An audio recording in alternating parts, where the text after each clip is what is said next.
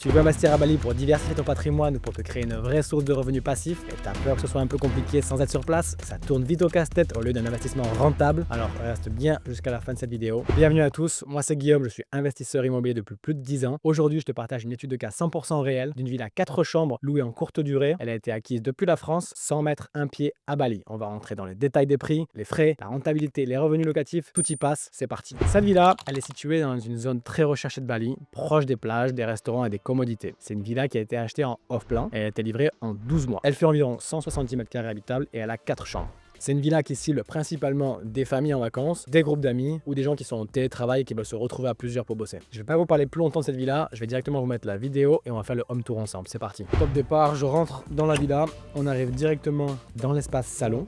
On voit la décoration, elle est soignée, on a un espace télé, salon, encastré, donc on appelle ça un sunken. La cuisine, elle est toute équipée, décorée, elle peut accueillir 8 personnes à table. On arrive ensuite sur l'espace extérieur, donc on a des banquettes, des poufs, des transats, bref, il y a tout pour chiller. La piscine, elle est très grande, elle est vraiment agréable. Il faut savoir qu'on a 2 chambres au rez-de-chaussée et 2 chambres à l'étage. Celle-ci, c'est la première, donc vous voyez, on a un grand lit king size, c'est ce qui se fait souvent ici à Bali. On a des dressings encastrés avec des petites portes en rotin. La salle de bain, elle est spacieuse, elle est lumineuse avec cette lumière naturelle. On a une belle baignoire. Il y a du carrelage partout, ce qui n'est pas souvent le cas à Bali. Les finitions sont top, on a des rideaux vraiment blackout. À l'extérieur, on a une petite douche extérieure aussi, je ne vous avais pas dit.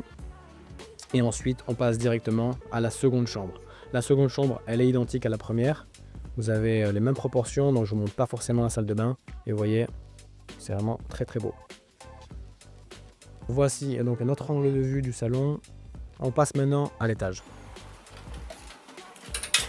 Ça, c'est moi, en chaussettes Lacoste. Ensuite, donc, on a les 2 chambres. Beaucoup de luminosité à l'étage, encore plus qu'au rez-de-chaussée. Voilà, vous avez une autre salle de bain, celle-ci c'est avec douche. Les 2 duos sont avec douche. Pareil, on a du rangement, des grands dressings. Et voici la dernière chambre.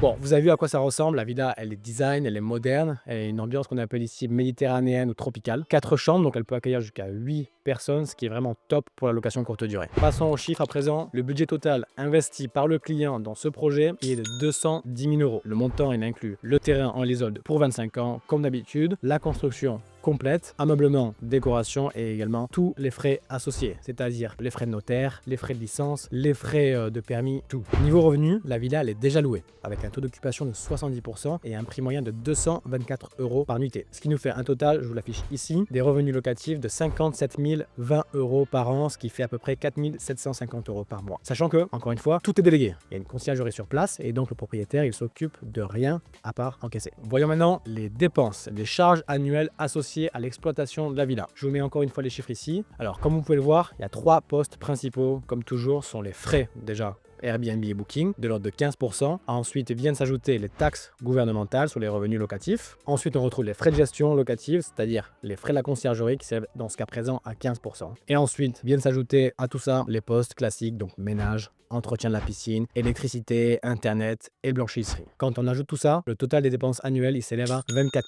115 €. Du coup, niveau rentabilité, la partie la plus intéressante, qu'est-ce qu'on obtient? Alors, je vous mets les chiffres encore une fois, 57 000 € auxquels on vient soustraire les 24 000 € de frais, ça nous donne un peu moins de 33 000 € par an. Ça fait un revenu mensuel de 2 742 € et une rentabilité nette de 15,7%. Encore une fois, on est dans la moyenne, c'est ce qu'on peut viser quand on investit ici à Bali et ce qui fait donc un retour sur investissement en 6 ans et demi pour ce propriétaire. Passer cette durée, c'est du cash flow qui rentre tous les mois dans sa poche. Comme tu peux le voir, c'est une opération qui est pour moi facile. Il n'y a rien de compliqué, c'est un projet qui coche toutes les cases pour un investisseur étranger qui veut pas se casser la tête. Le client, il n'a pas eu besoin de venir sur place, il n'a pas eu besoin de venir rencontrer des archis, des notaires, des constructeurs, faire des devis, rien. Il est passé par un seul intermédiaire, le développeur, qui vend ses villas sur plan. Il a versé 10% du montant pour bloquer l'unité et après 30% du montant au moment de la signature et du début des travaux. Ensuite, il a suivi le plan de paiement qui s'étale tout au long du projet avec les 5 derniers pourcents qui sont versés à la remise des clés. En résumé, c'est un projet qui lui a permis d'investir sans avoir tout le cash dispo, mais de générer un cash flow élevé, d'avoir une bonne renta à 2 chiffres, bien au-dessus de ce qu'on a en France, sans les problèmes d'impayés, les squatteurs, sans le stress de la gestion quotidienne qui a été déléguée à distance. Bien sûr, comme d'habitude, il y a des points de vigilance. Je dirais qu'il faut évidemment bien choisir ton constructeur et ton gestionnaire local, veiller à proposer un bien de qualité pour générer